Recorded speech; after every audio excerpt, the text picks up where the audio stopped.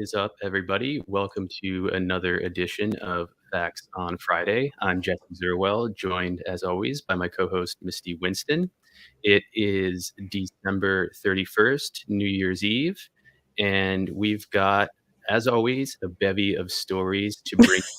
So we will get started Yeah. and preemptively ring in the new year with Yeah. a Happy New bunch Year, of different everybody. news. So, Misty, do you want to jump in? Yeah. So we do have a ton of stories. Again, we were just talking about this before we went live that here we are again with a crap ton of stories. There's always something. So I want to start first with today, our dear friend Tara Reid published a great piece in RT. Sorry, let me find the right link. Okay, so we love Tara, and she deals with a shit ton of censorship and suppression of all of her stuff, whether it's articles or videos or her podcast, whatever. So she put out a great piece today. What price truth? How America's whistleblowers fared in 2021? Not well. Spoiler alert. So WikiLeaks founder, award-winning journalist, and Australian citizen Julian Assange has been an inmate of London's high security Belmarsh prison since April 2019. He embarrassed the American empire and, as a result, is facing extradition to the US and prosecution in a kangaroo court under the terms of the Espionage Act. Assange exposed war crimes. He exposed corruption at the highest levels of the American political elite and the countries complicit with it. He should be hailed as a global hero. Instead, the very freedoms America professes to protect will be stripped bare by his prosecution. It has already had a chilling effect on notions of free speech. The fear of truth has become greater than the fear of human rights violations. And this is somebody, I forget, I wish I could remember who tweeted it so I could pull it up, but somebody put out a really good tweet the other day that like Julian Assange, this is like not just a threat to press freedom and journalism and free speech and all of the accountability, all of that stuff. What Julian Assange exposed, this is a great threat to human rights, is basically what I'm saying, because this criminalizes the exposing of human rights abuses, human rights violations of the highest order: torture, rape, murder, war crimes, you name it. This is what he's exposed. And so it's on a whole other level, away from like the free speech issue. This is a human rights issue in a big way. And I think that's getting lost a lot. So I'm so glad that she pointed that out here. Yeah, and Go just ahead. to add to that, something that was brought up when Yahoo News published its story on Assange and the CIA's plans to kidnap and possibly murder him was that they had been considering redefining journalists like Glenn Greenwald as information brokers rather than journalists. And that's a very broad term that one can easily see being applied to people like us who are going through news as we do and providing information, brokering information, if you want to put it in such ridiculous terms. And this, what's happening to Assange, therefore, sets a precedent not just for quote unquote official journalists, but for people like us. So if it could very well come to the point where the government doesn't like the information we're putting out or covering as information brokers, and we could be subject to the same persecution that Assange has been subject to for well over a decade now. Yes. And we're actually going to cover another story. I'm kind of jumping the gun here, but we're going to cover another story of where now water protectors are being they're starting to go after them now in the same way I can't talk today again. I don't know what's wrong with me. But the same way they went after Stephen Donziger. So they're using that model now, just very much the same way as Brazil used the Assange model to go after Glenn Greenwald. This is how it starts. So yeah, that's a great point. I just can't find the words to get people to understand how serious this is. I really cannot. Okay, so the article continues. Edward Snowden, Chelsea Manning, Daniel Hale, and Stephen Donziger each exposed high-level crimes and serious misdemeanors by governments, politicians, and multinational corporations. Each paid a personal price, including with the loss of their freedom. The U.S. drones killing civilians, the water and soil contamination by Chevron, the American government spying on its own citizens and violating collective privacy laws. All of this they exposed over the past few years. Yet the public's response has been to seek to punish those who expose such wrongdoings rather than hold those in power accountable. Then there are those whistleblowers who reveal crimes of a personal nature carried out by a powerful person.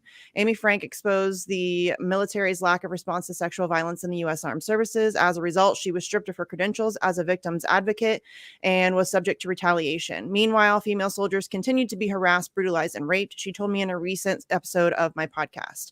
And that's like legit.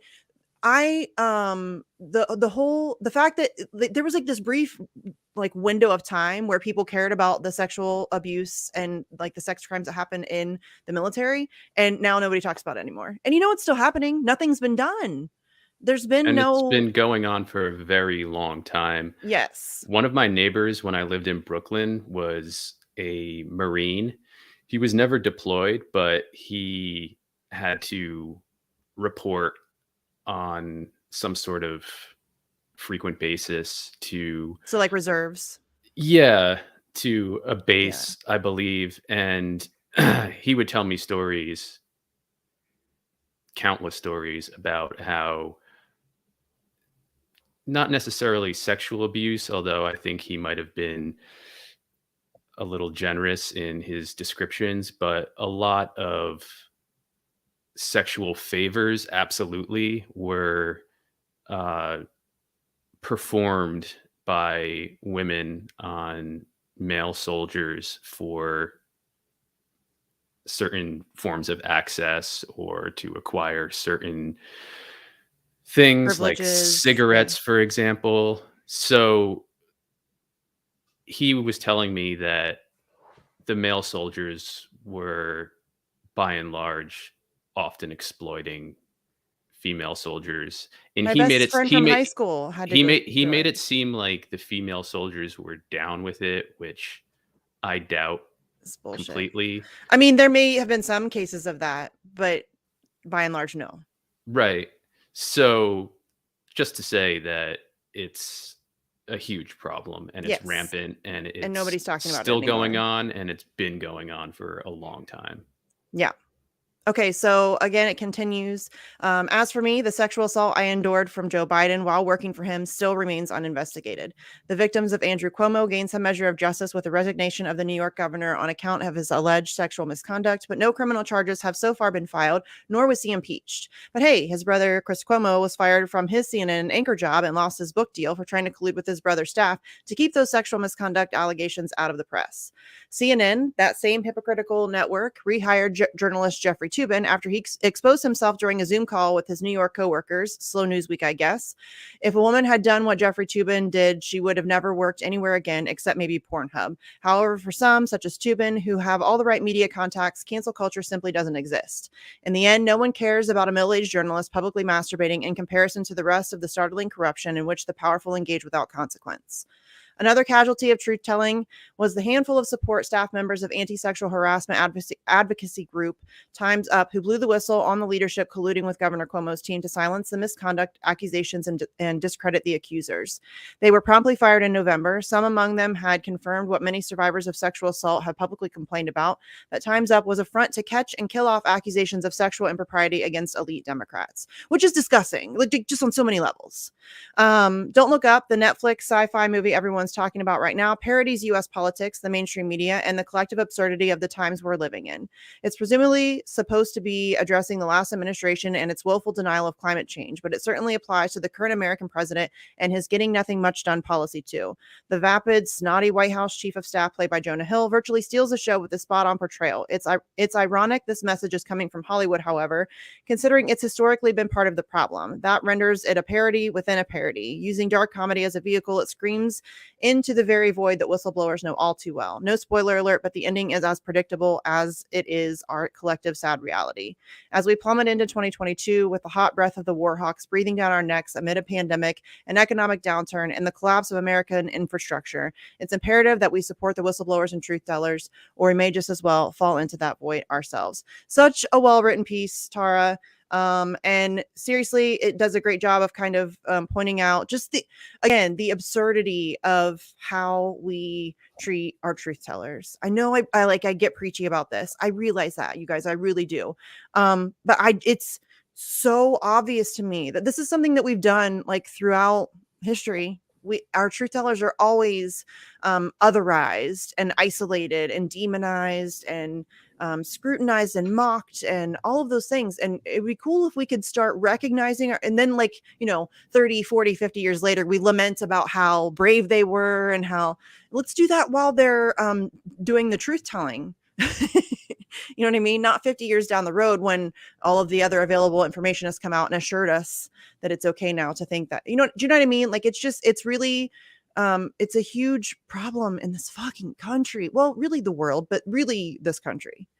We don't like our truth tellers. I agree. And I think a big part of the problem with the stigma, to say the least, against whistleblowers is that whenever they're covered or presented in the mainstream media, there is an air of stigma that is imbued in that coverage. Even if it's positive coverage, there's always at least an intimation of maybe have your antennae up about such and such person, even if there's no justifiable reason to do so. I think it's like nobody likes a tattletale like that we're brought up with. So I think it's like this stigma of, oh, well, snitches get stitches, that kind of stuff. But this is so beyond that. And I think that whole mentality is, and it's kind of the same way with respect your elders. Do you have any idea the amount of child molestation that took place because of respect your elders? You must respect your elders. Like little girls took that, like, you have to respect your elders. And it's just like a kind of a form of like, again, just being able to control the way that you think. And it's kind of the same thing. Like people don't like people who expose other people's bullshit because we all secretly want to be the people committing the bullshit. I think a little bit like we want to be the rich and powerful people. I don't know. I don't know what it is. There's professional jealousy, no doubt, too. Yeah. If you're somebody who's even a high-ranking anchor at CNN and you see somebody like Julian Assange who's doing, I would argue, pure journalism. Yes.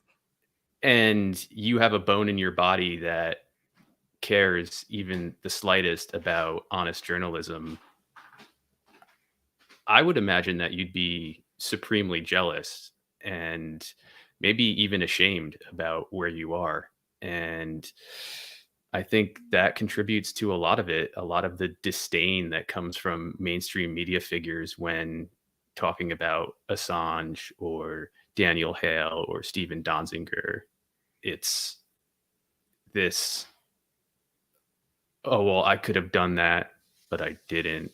And I don't want to let my biases show too much, so I'll report on this person with a slight air of disdain. There's always a disdain in the way the mainstream media covers whistleblowers, even if they're trying to praise them.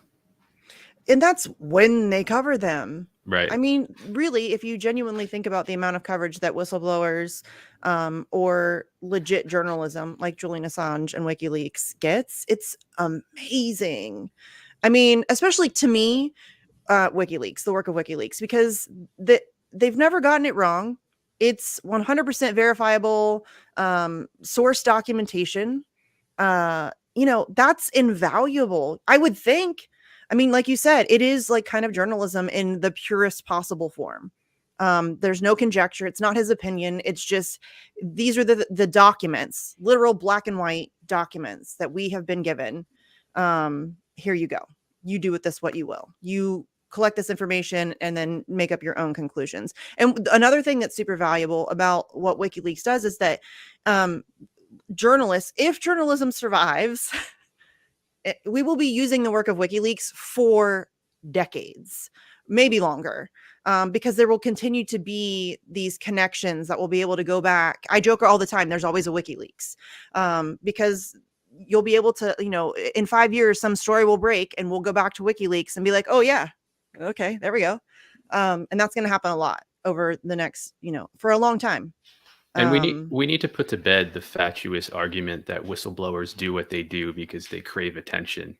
Oh, That is just utterly ridiculous, because actual whistleblowers, and I'm not talking about Facebook's Frances Haugen, who was Facebook Franny, a manufactured whistleblower. Yeah. I'm talking about Julian Assange, Daniel Hale, the people we've just mentioned.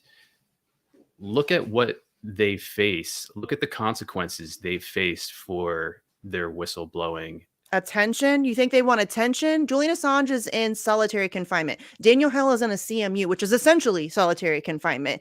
Joshua Schultz is being held under special administrative measures, despite the fact that his already had a trial. It ended in a hung jury. They've admitted in court that they have no evidence whatsoever that he's actually the Vault 7 whistleblower or leaker. And so all of these people are living in essentially solitary confinement. They crave attention. That's a weird way to get attention. You got to be real with yourself. That's a weird way to get attention. Right. Y'all, a real whistleblower, John Kiriakou, lost his life. Essentially, I mean, he had to go to prison for, I think, like 2.5 years. I may be getting sentences mixed up.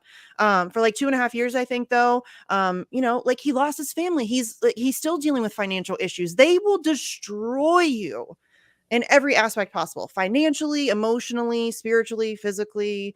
They'll drag you through court for years. You'll go to, you know what I mean? Like, that, it's not, you'd have to be a legitimate masochist to wish that upon yourself. And Reality Winner, she, as naive as she was, she thought she was doing the right thing by bringing that document to the attention of. She did. That's why I support her. Unfortunately, The Intercept's James Risen and I believe Matthew Cole as well, who fuck The Intercept, like Jeremy Scahill with Daniel Hale, ended up exposing her and getting her imprisoned. Yeah, but 3 whistleblowers now. She didn't do that for attention. She has said herself that she thought she came upon something that needed to be put in the public arena, and she thought she was going through the proper channels to do that. And you look at what happened, and it didn't turn out to be the case. But again, she wasn't doing that for any kind of attention, and she's paying the price for it right now. Indeed. Yeah. So, and that we'll end that with saying, if you are a whistleblower, this is my best advice to you: get a lawyer and stay the entire fuck away from The Intercept. Like, as far away as you can possibly get. Like, even maybe I don't know. I would probably, Glenn Greenwald maybe, but like anybody who's ever been affiliated with The Intercept, I would feel weird about, because they have a really terrible record. On that note, something I want to bring up, I was looking into this last night.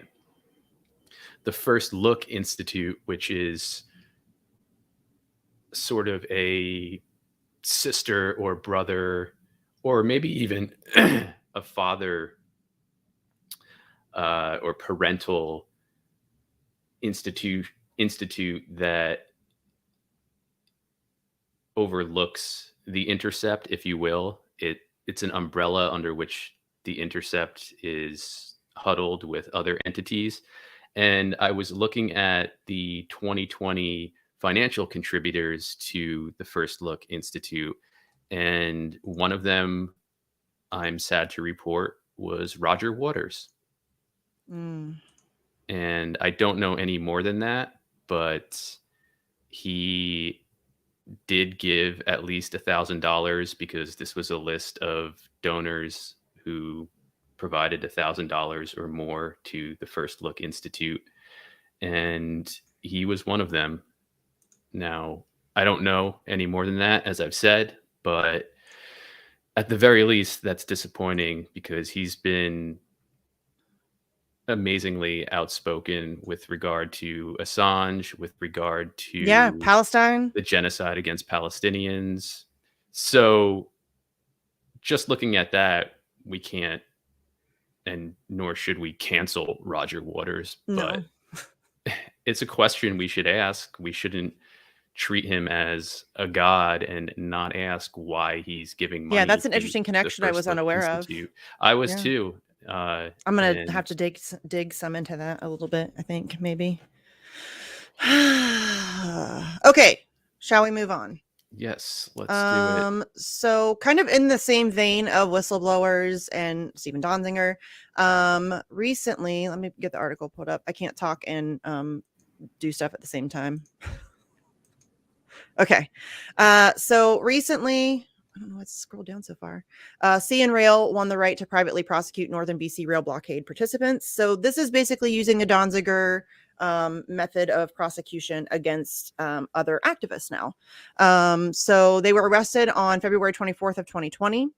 I don't know how long this is. It's kind of long. So, I mean, I guess we can just kind of, I could also show you, let me see. Is that right? Okay. Yeah, that's right. Hold on. Stephen Donziger actually tweeted about it. So that might actually be a more useful thing to pull up here. Here you go.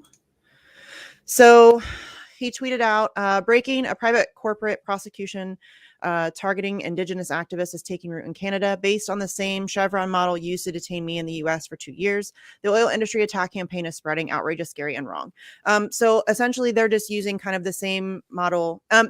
You can compare this to Brazil using the Assange model to go after Glenn Greenwald.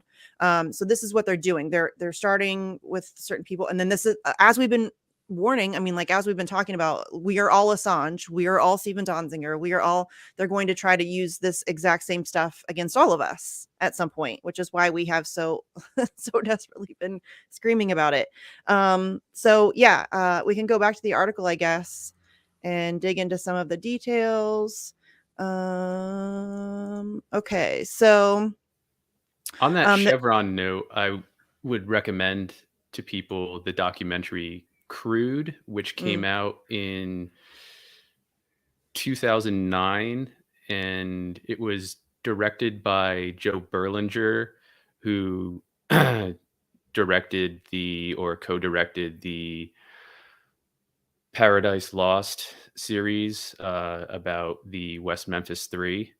It's a very good documentary. I know Berlinger has some questionable aspects about him, which I'm not too familiar with the details, but nonetheless, the documentary is very good and it shows the utter rapacity with which Chevron conducted itself in Ecuador, what it did to the environment there. Very akin to what the US did to Vietnam with Agent Orange and napalm. So if you haven't seen Crude, check that out, and that'll give you a bit more of a background into Chevron and how that's led to the Chevron Defense. Is that what it's called? Or the Chevron technique? Whatever Donziger referred to in his tweet. Model. Yeah.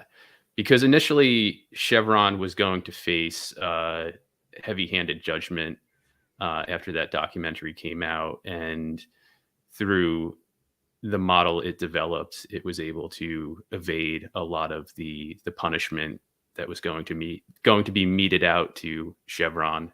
So y'all, a corporation essentially prosecuted a lawyer for, fighting back against them. Like that wasn't a judicial process. That was a Chevron process, essentially.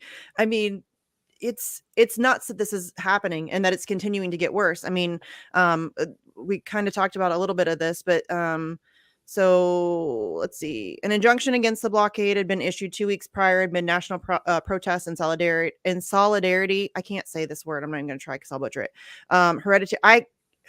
I'm so bad. Hereditary chiefs fighting against the coastal gas line pipeline.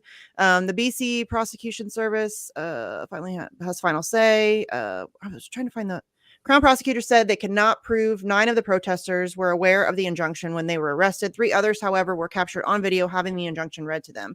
Provincial prosecutors tried to argue it was not, quote, in the public interest, end quote, that those 3 protesters could be criminally prosecuted on the basis that they were nonviolent, mostly cooperative, and did not return to block the tracks after their arrests. In a BC Supreme Court ruling, earlier this month, Justice Ward Branch said that the BC Prosecution Service is, quote, not the sole arbiter of the public interest, end quote. Quote, while the BCPS has expertise in assessing and pursuing criminal offenses, the court undoubtedly has its own expertise in protecting the administration of justice and ensuring respect for the courts, end quote, Branch ruled. So Judge Branch agreed that the situation is not ideal. Branch noted, quote, a judicial contempt power has existed for as long as the courts themselves, end quote. Let's see. So yeah, this is just basically going through some of the charges that have been filed, and these are just like everyday water protectors, like just activists. You know what I'm saying? Like just regular old activists. It's what's the girl, Jessica? I want to say Resnick. What's the girl that just got like the longest sentence for a protester or whatever? Hold on. What's interesting about this coming down now is that it's in the midst of Canada turning into this closed border biosurveillance state in the name of protecting its citizens against COVID-19. And there was a story that came out this week. Actually, it came out on Christmas, that the Canadian government for the past 2 years has been surveilling 33 million of its citizens' cell phones to track them with regard to their behavior during this COVID madness. And mind you, there are 38 million people who live in Canada. So they've essentially been monitoring illegally these people's cell phones for the past 2 years. On top of that, they continue to do so. They plan on continuing doing so for at least the next 5 years. So it seems with that and with this and a lot of other developments in Canada that Canada is turning into an authoritarian nightmare state. Yes, and I was close. I'm going to say Resnick, maybe. Yeah, I was close though. I'm so proud of myself, honestly, because I'm really bad at names. I really am. I have the hardest time with names.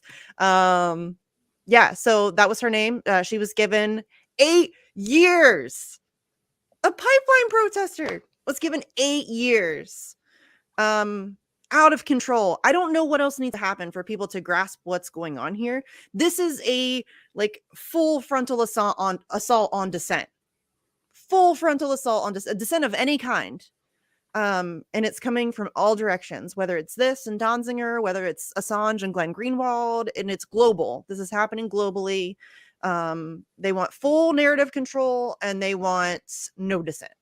And with regard to pipeline protesters and similar protesters who are actually putting their bodies on the line to protect the actual environment, where are the Green New Deal COP26 warriors to speak up for them? That, among many other things, shows the hypocrisy and mendacity behind the agendas of those elites and their desire to turn the climate into the next crisis that we all have to freak out about and lock down for. If they were sincere in caring about the environment, they would be standing up for these people who actually care about the environment. Colonial. Jesse, we covered Colonial. We still cover it, but we were, that's crazy talk. Like I even tweeted at Bill McKibben, one of those environmentalist guys, right? And I'm like, hey, dude. And he actually responded to me, which I appreciate. But then the only mention, it was like 2 sentences at the end of his blog. And that was about it. That's the only time I ever really, AOC never mentioned Colonial Pipeline. Bernie Sanders never mentioned Colonial Pipeline. None of these people mentioned Colonial Pipeline. Like a massive ass spill, and nobody talked about it. And we tried. I mean, if you follow me on Twitter, you saw me and Glory, we went after a whole bunch of people trying to get attention on that. Journalists, content creators, politicians, you name it. We tried to get attention on that for the longest time. Nobody talks about it. It's crazy. People, it's like very selective how they want to fight their battles. You know what I mean? The things that they claim to care about. They're very selective. It's like when it's convenient, they're willing to fight, but when it's, a little bit tougher or harder or, a stickier situation, they're not there for it. Yeah. People like Bill McKibben have become brands essentially. And so they have to carefully curate not just what they talk about, but how they talk about it, which to me essentially renders anything they have to say near worthless. If you proclaim to care about the climate and the real environmental disasters that are happening out there, then you should be standing up for these people, not rallying behind somebody who was quite literally set up by PR experts like Greta Thunberg. She is an op. She was set up and manufactured and put out there to direct attention toward these global governance climate quote unquote initiatives like COP26, which essentially run air cover for the consolidation and centralization of mass amounts of wealth under the auspices of turning the climate into a market. And that's where carbon footprints come from, and a lot of other ridiculous sounding and ridiculous ideas are going to come from. These people, and this goes all the way up to the most powerful bankers in the world, the central bankers, they want to marketize the climate. And Julian Assange exposed this. I hate to go back to Julian Assange. I don't actually hate to go back to Julian, but WikiLeaks has exposed this. The way that they, again, very much control the narrative and present things in a certain way so that they can capitalize off of it. And I mean... And the tragedy of it is that there are lots of problems with the Earth's environment, and they are largely obfuscated by this bullshit globalist agenda, like COP26 being a manifestation of that. Why do they never deal directly with any particular disaster? It's always spoken about in terms of this grand narrative. That's done on purpose because they don't care about the environment. They care about monetizing the environment, disaster capitalism, baby. Let's go. Right. And they do disaster this all the capitalism time. Writ large, larger than Naomi Klein could have ever imagined, and she is now a part of the agenda. Yeah.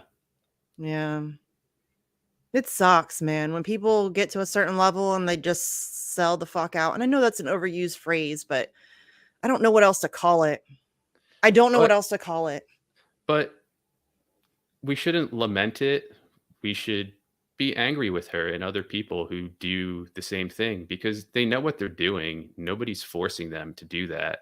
And they should be taken to task for what they do. It's like Chris Hayes wrote a book about the corporate capture of politics and journalism. And look at him. He is the poster boy for that shit. You wrote a book about it, fam. Like he used to be, I mean, he was still always Chris Hayes, you know what I mean? But he used to be okay. I mean, he could be decent, but he's, again, sold the fuck out. I don't know how else to put it. Yeah, and if you want to get into even lower brow culture, look at Stephen Colbert. Yeah. His original show was funny, clever, arguably brilliant, and then he became, as has been pointed out so many times, he became the character he was playing. His original show was mocking at. Yeah. It's so sad to watch, isn't it? Like, it's so sad to watch people do that to themselves. Yeah, And I and feel they're like they all completely make these remorseless. They're well, completely I think that remorseless. honestly, Jesse, I think that these people have the mind is a very malleable thing, and you can convince yourself, you can make all kinds of justifications to yourself because you reach a certain comfort level, and then it's like, oh, you know what I mean? It's this gradual. I don't. It's not like this, like, oh, I'm a sellout. It's this gradual process, and along the Right. way, you make little justifications every step, and it just becomes this thing that you've allowed yourself to become.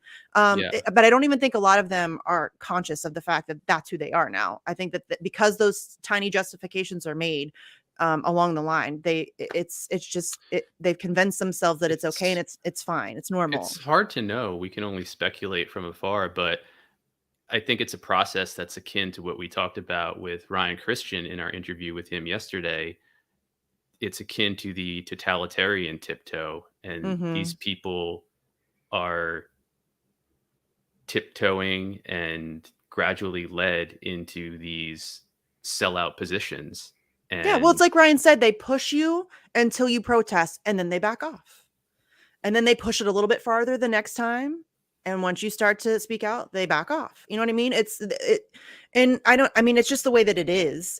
But if we can recognize that and see that as it's happening, because it's happening all around us every day on a multitude of issues, on everything from COVID to the loss of our civil liberties to the way that we conduct foreign policy to, I mean, everything. Our economic situation, that's been at like a slow, like, they've been slowly snatching more and more power and control. I mean, they did it with the CARES Act, and they like do those little things, these little grabs here and there. I used to, when we were talking about the attack on the First Amendment and just free speech and press freedom in general. It's not been like they've come out and attacked it. It's been this slow, consistent assault, like, just you know what I mean? And it's been very effective because you take a little bit at a time. You go after somebody like Alex Jones, and everybody's like, "Yeah, that guy's an asshole. I'm glad he's off the internet." And then that makes you a little bit more apt to accept it the next time somebody's taken down, and that person will be slightly less offensive, and then the next person will be slightly less offensive. The next person will be slightly less offensive, and so on, until then it's somebody that you actually like and you agree with. And it's a slow roll. They're not dumb. They're not going to come after it all at one time. They take little nibbles here and there, and then and the the next thing you know, it's gone. You're looking around like, what the fuck? What the fuck? You know what I mean? and the long-term effect of it is very visible, especially in the case of somebody like Alex Jones. If you watch the content he's been putting out recently, Come he's on. been doing he's been doing a lot of good coverage with regard to the COVID-19 I think he's an insanity. op. He's always been an op. Like, he's an actor. He's an actor. He plays a role, and he knows that. He's admitted to it. Like, I don't think he's. Well, I have a hard time taking him seriously at all. well, I what mean, I was if he's doing great what I coverage, was gonna fine. But say what I was gonna say is that he's his coverage has been good, but because his reputation has been so damaged, you look at him that way, and I'll be that's honest, I intentional. I look at him that way as well. As well, he's a dodgy character, isn't he? Why is he doing this? Is That's he an honest intentional, though, actor? Jesse. They're using him and they did this. One of the best examples I can think of is Pizzagate. They insert a character, a personality. They do it with Tucker Carlson, somebody who is generally disliked by a certain part of the population, and they will use that person to taint a legitimate issue. They did it with Pizzagate. Pizzagate was mostly bullshit. There's a pizza shop running some sex slave cult in the basement or whatever. And so that was used. And then, so some guy comes in and shoots it up. I mean, come on. That was so obviously a psyop, and it was used as a way to make that issue a third rail issue. To make it, if you talk about Pizzagate, or if you talk about child pedophilia and like high positions of power within the ruling elite, you're a conspiracy theorist and you're to be dismissed. But when in fact we know that that's fucking happening. That is happening. Hello, Jeffrey Epstein. Hello, Ghislaine Maxwell.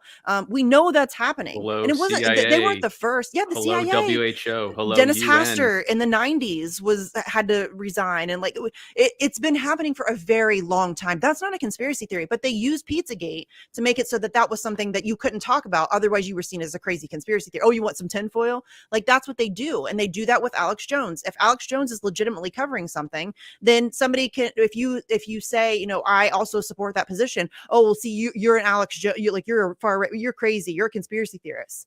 And so they do it with Tucker Carlson, with Julian Assange. I am fully aware of the fact that they're using the fact that he covers Julian Assange as a way to turn people off from it. That doesn't mean I'm not going to use it to my benefit. I'll So exploit that platform. But are you saying that Alex Jones and Tucker Carlson, for example, are complicit in being turned I into what don't they've been know. turned into? I think I think both of them are. I think they're both intelligent enough to recognize what's happening. Maybe not though, because I mean, there are ways that you can make somebody a useful idiot, especially in mainstream media. It's very easy to do because those aren't really the deepest thinkers. Let's be honest. You know what I mean? Like they like reading their teleprompter. They're like a Don Lemon and an Anderson. These are not deep thinkers, right? But no, I don't know. I think Tucker Carlson for sure probably is. Dude used to be friends with Rachel Maddow. Was like a Democrat. You know, they're playing roles. They shift with the tide wherever they can find their spot. They're careerists. They're career climbers. So Tucker Carlson went wherever the money was going to go. And I think that they let him cover certain issues because it does a certain thing to people that if he agrees with it, I can't agree with that because I don't like that person. And there's a lot of people who think like that, unfortunately. But yeah, I think they're very effective in using, especially somebody like Alex Jones, because he is so ridiculous that it's very easy to dismiss anything associated with him. You know what I mean? Mm-hmm. So yeah, but I mean, Pizzagate's one of the best examples I've seen in a long time. Russiagate kind of the same way, but yeah, it's a very effective method of keeping, because if you think about it, nobody talked about like it took Jeffrey Epstein and Ghislaine Maxwell to get people to talk about that stuff, and it's been happening for a long ass time. Yeah. I said just a minute ago, the WHO, the UN, these organizations, these global organizations are responsible for some of the most atrocious acts of sex crimes and sex trafficking in human history. The UN, what it's done just in Haiti since 2010, and even before that, is abominable. Yes, Sex crimes and sex trafficking, trafficking that slavery. Yeah, would take hours to give it its proper due. we should do that though. Honestly, we should do a series on it. Yeah. Yeah. You know what I And mean? And it's not just there. They do it all over the place. I mean, WikiLeaks revealed I think it's DynCorp. They used to have the Bachabazi parties, which essentially they would go get young boys, dress them up as women, bring them into this like party or whatever with a bunch of old dudes who would pay to be there. And then you can imagine then what happens next. yeah, Yeah, I mean, Danny Scherzen on our show talked about his experience with not that. firsthand experience because he didn't attend one of the parties, but he was invited He to one. he almost did until Yeah. somebody told him what it was. Hmm. He was like, "Oh, I'm going to go to a party." Okay, you know, very naive. And then somebody gave him a heads up about what it was before he actually went, and he was like, "Oh, okay, no." Yeah. The translator he and his soldiers were working with Gave told him a him what heads it up. was. Yeah. Yeah, and that's prevalent. I mean, you guys, that happens all the time. And the way that they were able to make talking about you know, child pedophilia rings within elite circles like a taboo subject for a while, that was, I mean, that's something, because it's Yeah. happening. And just to add to that, and I think this will be a good pivot to talking about the Ghislaine Maxwell trial. One of the journalists who's been doing some really good coverage of the trial is Matthew Lee Russell, and he writes for Inner City Press. And he used to have I'm not sure how you'd characterize it, but he would regularly report from within the UN, and he started exposing and questioning the UN's perpetration of sex crimes and sex trafficking, and they violently kicked him out of the UN onto the sidewalk in New York and banned him for life from ever coming back and reporting in there.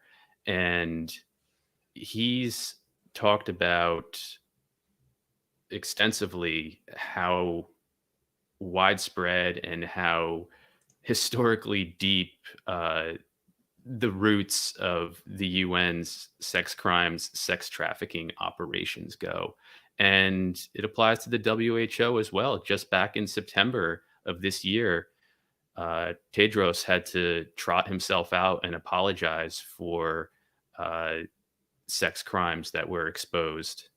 And of course, he made it out to seem like it was just a few bad apples, but Mm-hmm. that's complete bullshit. And I think most people who are independent thinkers know that. But It's it's a happening. huge disgusting problem, and it ties into how children are being used now as experimental subjects for the injections. Yeah, but it's definitely like I don't know how anybody could deny it anymore at this point. Seriously, I don't know how you can deny. I mean, Joe Biden, the president of the United States, is on camera numerous times being physically inappropriate with children. And that's like the best way you can dress it up, to say he's being physically inappropriate with children. And then It's disgusting. there's his daughter's diary, Yes. which, to my knowledge, the outlet National File is the only outlet to have published the diary so James far. O'Keefe wanted no part of it. So, Right. and they still went after him. They still Yeah. went after him. Yep. And He handed it over to the FBI. Was like, I can't verify that this is legit. Here it is. I don't want anything to do with it. And they still went after him. right. And the FBI went after him in concert with the New York Times. The New York Times worked with the FBI to go after James O'Keefe. And supposedly the New York Times has promised under a lawful oath that they're going to destroy the information they have pertaining to this, but it's the New York Times. It's Yeah. essentially an intelligence rag, so we shouldn't take them at face value when they say they're going to destroy it.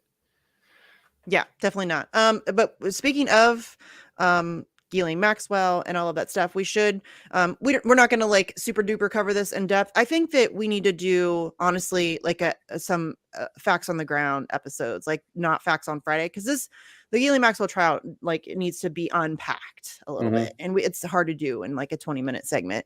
But there was some developments, obviously. I'm sure everybody's heard about it by now.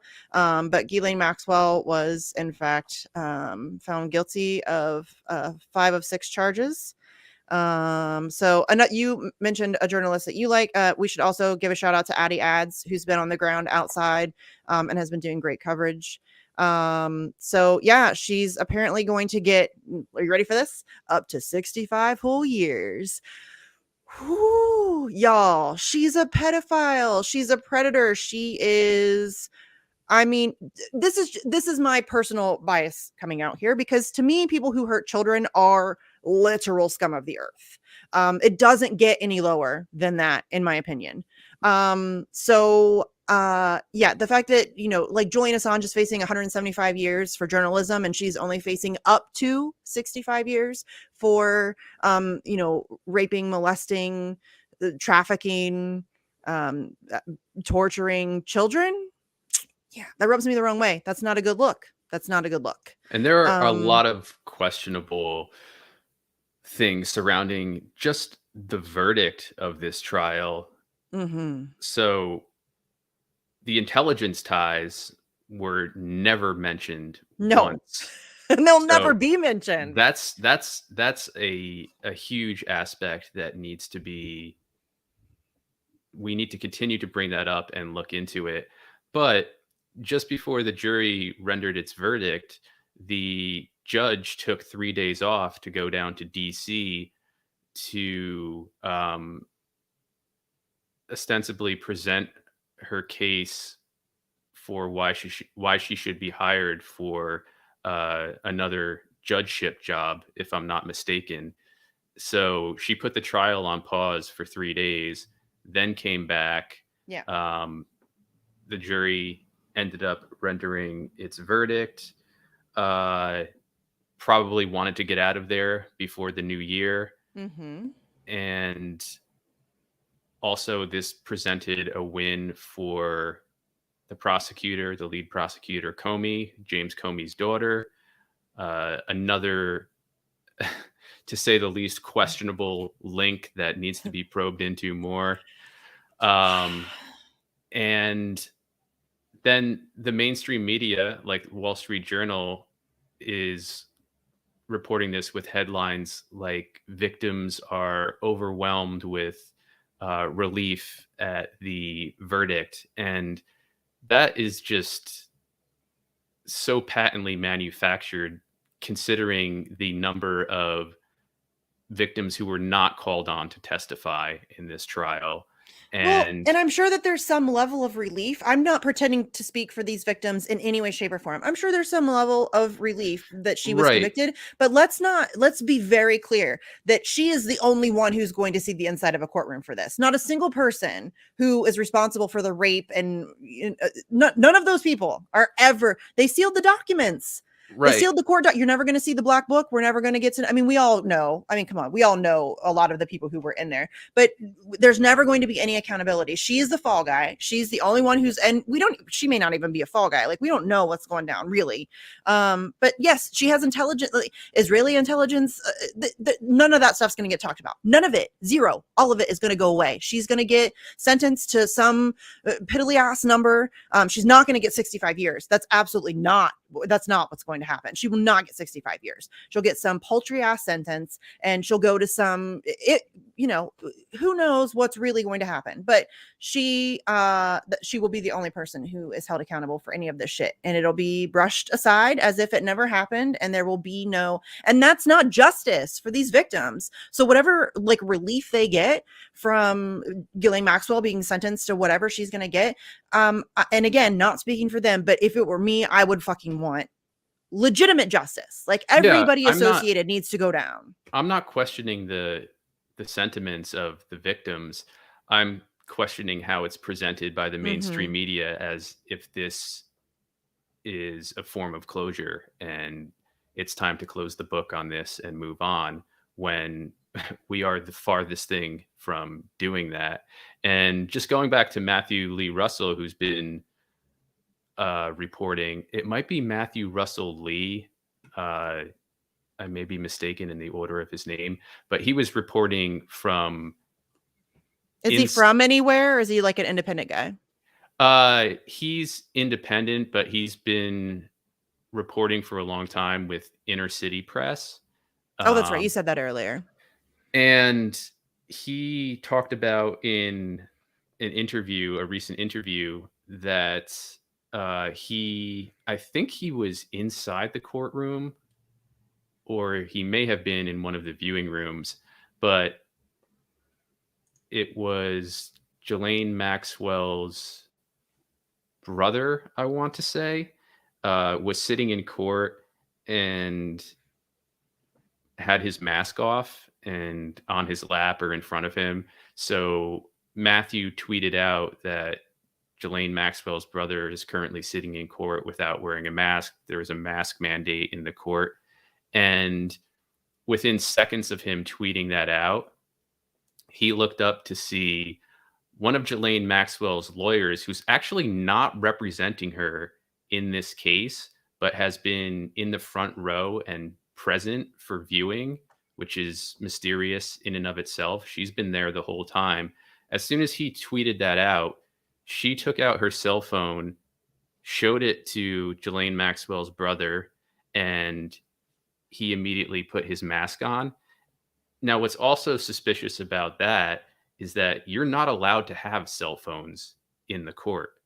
And so either an exception was made for her, this lawyer / friend of Maxwell's, or she snuck the phone in. I don't know which one it was, but a lot of little sketchy things like that leading up to this verdict that really need to be looked into. Why was she Mhm. there? I doubt it was just for moral support. Yeah. Yeah, of course there's a lot of shady ass shit going on. I mean, this whole thing is we were just I was talking about it with Glory last night, and I wish that we would have like some like intrepid investigative journalist who wants to like make a career, and has like balls of fucking steel, who would like really dive into this and expose, all of the inner workings that's going on right now. Do you know what I mean? But Yeah, that's kind that's a of, scary kind of like, proposition. kind of like Robert Maxwell dove off his boat and drowned Yeah. accidentally. Oh yeah. George Galloway just did a great interview about his experience with Robert Maxwell Hmm. on Primo. I think it was. I Okay, think. I'll have to check that out. I think it was Primo. I'm sorry if it's not, and I'm pretty sure it was Primo. I get again names and everything all jumbled. So And especially shows. this is a good time to shout out Whitney Webb's work on this. Yes. Everybody, if you haven't, head over to unlimitedhangout.com and check out the work she's done.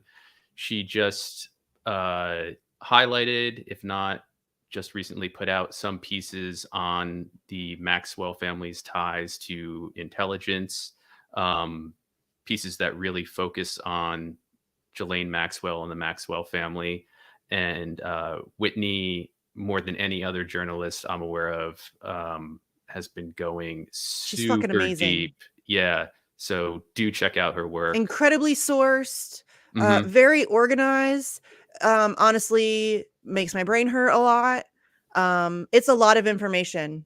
I can't even keep you guys. You guys have just seen me today. I can't remember like one name, like just a name, and she has like 943 million names in her head and acronyms and all of this stuff, and it's all connected. And she can keep it all straight on the fly, and it makes like she's intimidating. I like her a lot. Yep. She's Great great. journalist. Yeah, she's a great journalist. Amazing researcher for sure. Like so good. So good. Very sourced. I love it when people say that like she's this crazy conspiracy theorist. She's like the most sourced journalist that I know, I think. Yeah. I mean, other than like Julian Assange, who comes with like legit source documentation. Well, Yeah. as far as conspiracy theorists go, I'm just going to pull up this tweet on my end. I won't share it, but Nick Hudson. Oh, hey, Glory's in the chat. Hi, Glory Jones. Hey, Glory. Nick Hudson, who's a good friend of ours, has been on the show multiple times. He is the chairman of PANDA, Pandemic Data and Analytics, a very good organization that's been pushing back against the COVID-19 insanity. He tweeted out yesterday, to all the conspiracy theorists out there, the fact that you don't know, oh, sorry, to all the Conspiracy theory conspiracy theorists. theory theorists out there, Yeah. the fact that you don't know certain facts in the public domain, well, I do, does not make me a conspiracy theorist. It makes you ignorant. And I think that's spot on. Yeah. So, and that applies to what we were just talking about with regard to Whitney being labeled a Whitney, conspiracy Corey theorist. Morningstar, Hmm. Ryan, a lot of people have been very right on a lot of things for a long time, and people have been, labeling them crazy conspiracy theorists. Right. And again, the public domain part is key there. This is information that's available in the public domain. And just because you haven't seen it or you don't have the wherewithal or patience to look for it doesn't mean that those who do and expose it are conspiracy theorists. But Yeah. that's the way that term has been weaponized and was meant to be weaponized from the beginning. Mm-hmm. Yep. So, continuing our trial coverage, I just want to do a brief update on the Theranos trial, which we covered a few episodes back. It was a couple weeks ago, maybe. Yep.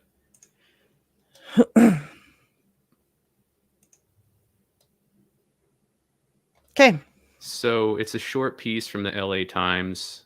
I'll read through it. The headlines is Holmes, and that's Elizabeth Holmes, who is on trial. Holmes jury breaks until 2022 after 6 days of deliberation in Theranos trial. And if you're looking at the piece, there's a nice picture of her and her partner and her mother crossing the street, masked up, obedient. And this trial is taking place in San Jose, California. The jury weighing fraud charges against former Theranos chief executive Elizabeth Holmes departed court Wednesday without reaching a verdict after 6 days of deliberations. It won't resume discussions until after the New Year's holiday weekend.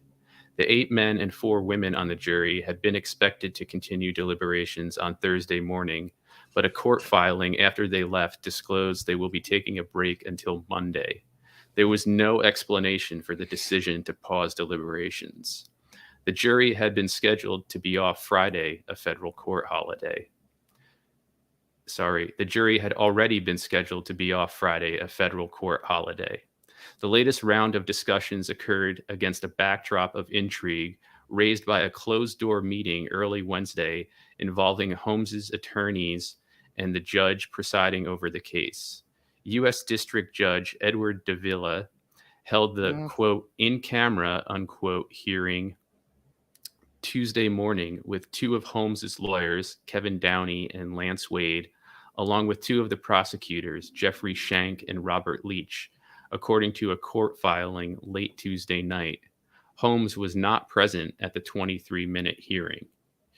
The hearing transcript has been sealed, leaving the topics that were discussed a mystery, but it's not unusual for plea agreement discussions to take place while a jury deliberates over charges, especially the longer it takes to reach a verdict.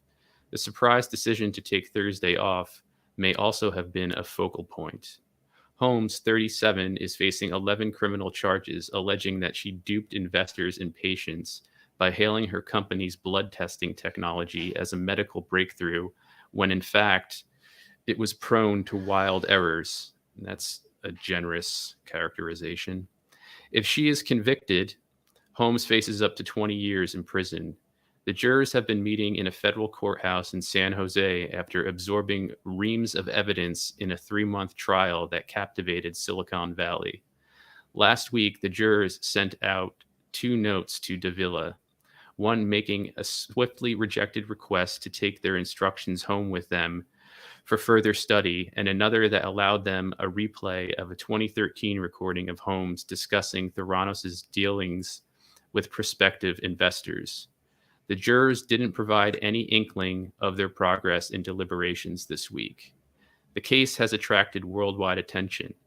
At its core is the rise and fall of Holmes, who started Theranos as a 19-year-old college dropout and then went on to break through Silicon Valley's male-dominated culture with her bold claims and fundraising savvy.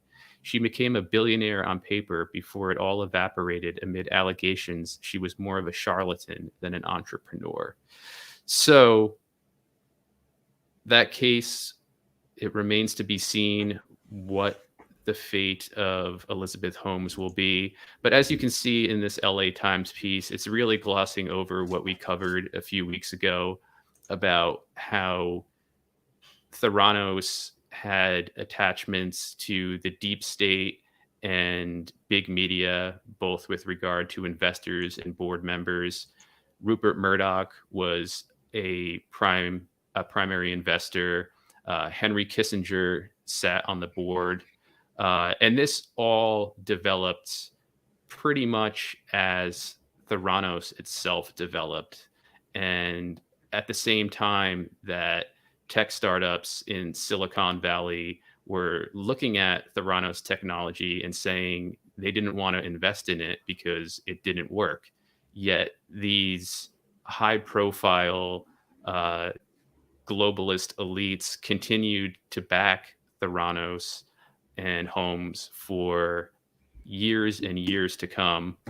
And there is a tie in there with a centralized blood diagnostic system that Bill Gates is now trying to revive with regard to COVID-19 and any future pandemics, a centralized system that would essentially allow those who create and control the system to make diagnoses that have to be taken as truth because of proprietary reasons, and diagnoses that therefore can be used to say, well, based on blood samples in New Hampshire, for example, we are seeing signs that a pandemic is on the rise there. So these can be results that are manipulated to make false claims, to create panic that further justifies in the mind of elites the consolidation of their control. We mentioned a few weeks ago Alex Craner, who's done a really thorough deep dive into this facet of Theranos and this trial. So again, what the LA Times presents here is far from the full story. There is a lot of there are a lot of links to what is happening now with the COVID-19 madness, and a lot of links to deep state and big media investors and board backers that we should look into, because obviously legacy media is not going to do it. But something to definitely keep in mind as this trial moves forward and as the verdict is handed down. Indeed. And that, are they probably the first week of January, right? First couple days in January, we should know. I would think. One would think so. I mean, I don't know how many more days they can deliberate. But it seems like at some point within that first couple days, there's going to be, they've already deliberated for 6 days. So. And it's interesting how long this trial has gone on in comparison to the Maxwell trial. I'm not saying there's anything there. There may be, but it's an interesting comparison to make with regard to two people who are very demonstrably tied to intelligence, the deep state, if you want to frame it that way. So what exactly is going on, it's hard to say, and we may never fully know, but a lot should more definitely be asking. A lot more than what's being presented by mainstream media, trying to make it about Holmes and her fall from grace. There's certainly that, but that's just the tip of the iceberg, as they say. Indeed. There's always like the bright, shiny object they throw at you to keep you from looking at what's actually going on. You know what I mean? That's what they do. There's always some like little sideshow that they put on to keep you from asking the real questions. And this is, I think, just another one of those. So I'll be interested to see like what the verdict is and where this goes from here. I'm excited to see they have an ideal shiny object in Holmes, given her history of being one of the first female billionaires, being this young upstart, and then of course, as I said, the fall from grace aspect. So plenty to distract from the seedy underbelly. I mean, it almost sounds like a movie, right? Yeah. Maybe Netflix can make another shitty movie about these trials with Leonardo DiCaprio and Jennifer Lawrence. So moving from there, I just want to do a quick update on the U.S. Defense, in inverted commas, bill, which Congress passed several weeks back, and we covered that. But this week, Biden signed the defense bill, so it's official now. The New York Times headline says $770 billion, but it's actually quite more than that. But hey, what's a million or two? And it's also a shit ton more than was asked for. We should point that out. Yep. Warmonger Joe didn't ask for this much, but we're giving him this much. Right. And of course, there's a small contingent of Democrats who the more progressive in inverted commas Democrats are up in arms about Mm. for pushing for the increase in this defense spending bill. But as far as any of those protestations go on from people like AOC, Ilhan Omar, Cory Bush, they are so irrelevant in the scheme of things now. They are just talking heads. They're literally akin to media talking heads, and their no vote against this is it's a nothing burger. It's an easy decision for them to make and then exploit as further proof of their divine progressiveness. So, Really quickly before we start this, this is written by Glenn Thrush, which I'm just now noticing.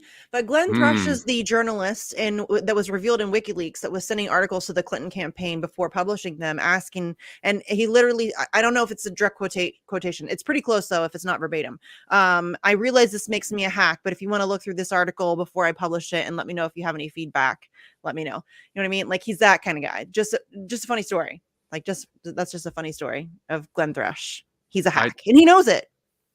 Colluding with the Hillary Clinton campaign throughout the 2016 primary, was sending articles in advance of publishing so that they could review them and, have him rewrite aspects or, yeah, that's Glenn interesting. Thrush. I Yeah. did not know that. So this piece isn't too long. I'll read through it because I think there's important information in here, despite it coming from the New York Times. So the headline is Biden signs $770 billion defense bill. The National Defense Authorization Act passed Congress with bipartisan support. Yay! Mm. Over the opposition of liberals pushing for more social spending.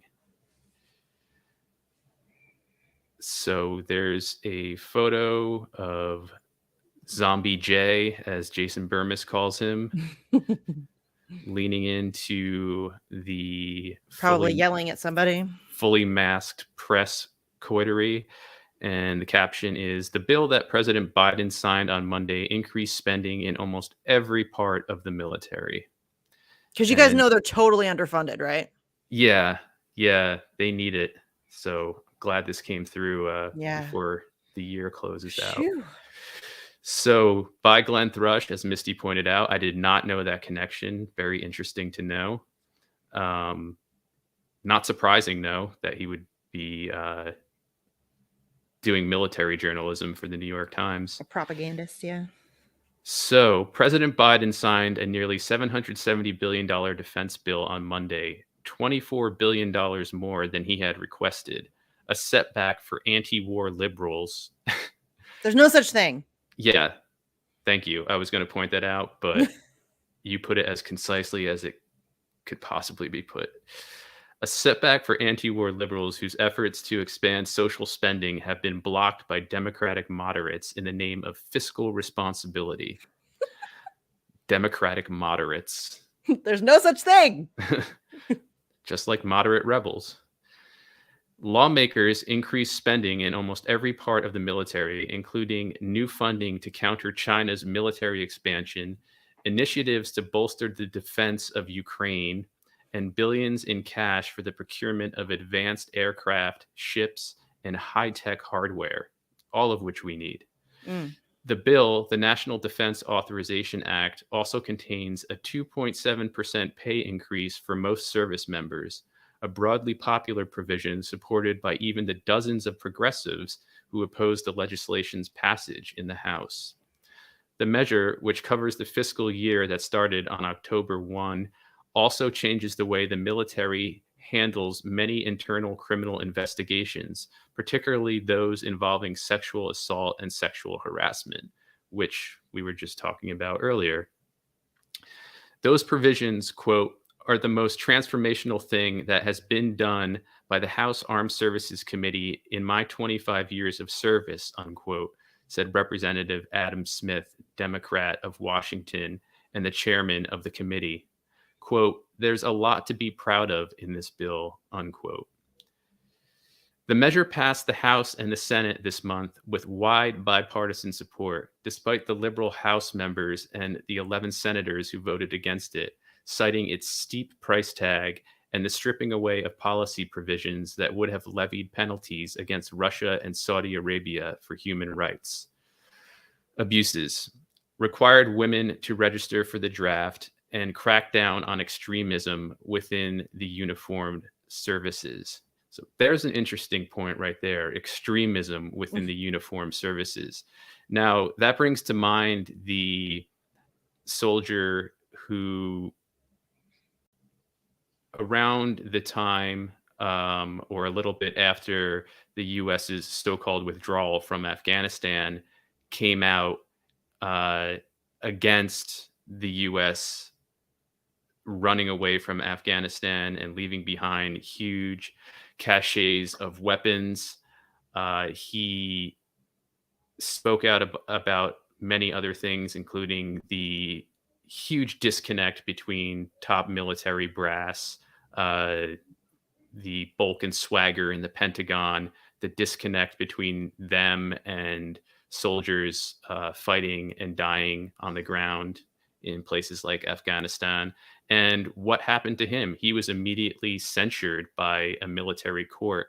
And I forget what his status is now, but they went after him, essentially saying that he was fomenting extremism within the uniformed services. So that's what this crackdown on extremism within the uniformed services is referring to. It's basically a way to muzzle soldiers who perceive wrongdoing and want to make others aware of it, which I think is the right thing to do. Call me crazy, but the military, for obvious reasons, doesn't want that, and they're seeking to further criminalize it. So, not sure that's something we should be proud of, but for Adam Smith, that is something to be proud of. So, continuing But let's on. be real. The United States military is a terrorist organization. Right. It is extremism. You know what I'm saying? So it's it's just what's your brand of extremism, I guess. But going back to precedent setting, which we were talking about earlier with regard to whistleblowers and how that can very easily be expanded out to people like us. It could be expanded out to somebody like our friend Danny Scherzen, who's been very outspoken. Who we haven't talked to for a while, and I miss him. Yeah, I need to send him a text and wish him a happy new year and see how he's been. And get him back on the show, of course. Yes, please. But this could, in theory, be used to go after somebody like Danny, who's more than dutifully served this country, in the military, and is now doing amazing work speaking out about just how much of a terrorist organization the U.S. military is and has been for its entire existence. So continuing on here, but Republicans did not get everything they wanted. Democrats blocked an effort by House conservatives that would have declared that Congress had, quote, lost confidence, unquote, in Mr. Biden over his handling of the withdrawal from Afghanistan. The bill overcame intense partisan and intra-party dysfunction that has plagued Congress this year. The Senate neither passed its own defense bill nor considered any amendments, denying lawmakers the chance to vote on several foreign policy issues.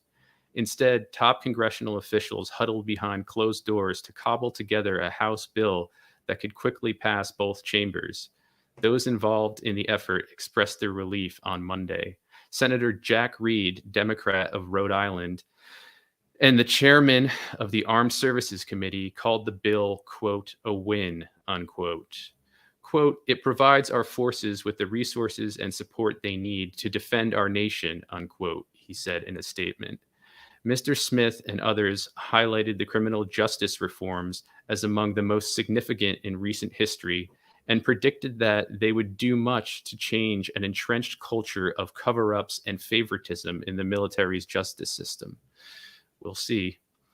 The bill, for the first time, criminalizes sexual harassment in the military as an offense under the Uniform Code of Military Justice, which is mind boggling that up until now, that has not been criminalized within the military.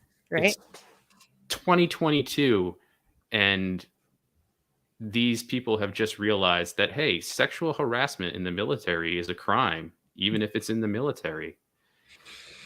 The changes also mandate that a unit's commander be removed from the decision-making process regarding a range of serious crimes besides sexual assault and harassment, and mandate independent investigations for murder, manslaughter, and kidnapping in an effort to ensure impartiality. Quote, these reforms, which are supported by longstanding advocates for survivors of the sexual assault crisis in the military, will take the prosecution of all sex crimes in the military away from the control of the military commander, unquote, Mr. Smith said in a statement. Quote, instead, qualified, independent, uniformed attorneys, ultimately overseen by the civilian service secretaries, will have the sole authority for charging decisions and the responsibility to prosecute those charges. So that is a good step forward, but let's be real here and say it's nowhere near enough, and is probably not going to yield the positive results that these lawmakers are proclaiming it will. But that's something we'll definitely keep an eye on because, as we mentioned earlier in the show, sexual assault, sexual harassment, primarily against women, is a huge problem in the military and has been for a long time. And I will say that while these moves are a step forward, they're nowhere near enough to deal with the problem as it should be dealt with. And it's, I think we need to really point out that this is a cultural problem. It's the culture within the military. It's really the culture within our country. There's still quite a bit of kind of a misogynistic outlook on things. So, I mean, you can look at the way somebody like Tara Reid is treated, that kind of stuff. Maria Farmer, who exposed Epstein. It's kind of a culture, and in the military it's even worse because it's also kind of it's very similar to police culture where there's no going after each other. There's like, you know what I mean, and if you do, then you're a traitor, and you're I had a friend who was in the reserves too, and she was sexually assaulted twice. The first time she reported it, and she was basically told that was a mistake, and so the second time she did not. And that's very much the culture. You're treated as a problem if you come forward. You're treated as, you become the asshole. You know what I mean? Because you came forward. You become the person who everybody's looking at, like, what the fuck, it's sick. Yeah. And it's similar to what we see happening with people who are reporting to doctors and hospitals after taking the injections and saying, I think the injections have caused this problem in me, and them being told by doctors that it's something else and this is all in your mind and you're crazy. Essentially, it's gaslighting of the highest order, and it's disgusting. And it goes on not just with regard to the injections, but as you just pointed out, with regard to sexual assault in the military and just about everywhere else. I mean, if you look at the gymnastics scandal, the U.S. gymnastics scandal, I mean, I highly recommend, there's a documentary. I'm not sure which platform it's on, maybe multiple platforms, but I think it's called Athlete A.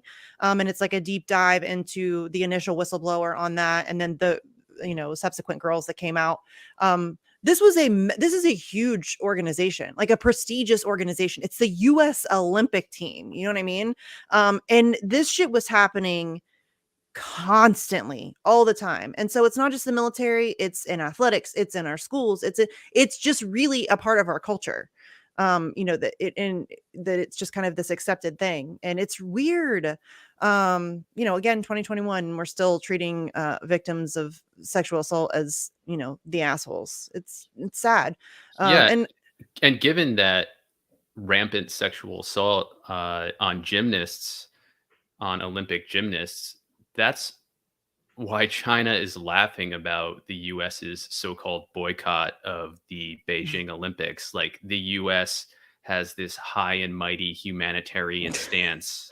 dude, we tried to call them out for imprisoning a journalist again just recently. I'm like, I can't. It's so, the hypocrisy is so thick, and it's so blatant and just like out in the open, and they don't even try to, I have to laugh at it because it's just that ridiculous. And if I don't laugh, I will cry, because I mean, seriously. And how many people, China just called us out for it. The president of Azerbaijan has called us out for it. Like, we pretend to be this, we have this some kind of moral superiority to everywhere else, and that we want to talk about everybody else's human rights abuses, but we don't want to talk about our own. The fact that we're helping Saudi Arabia commit a genocide in Yemen, the fact that we're helping to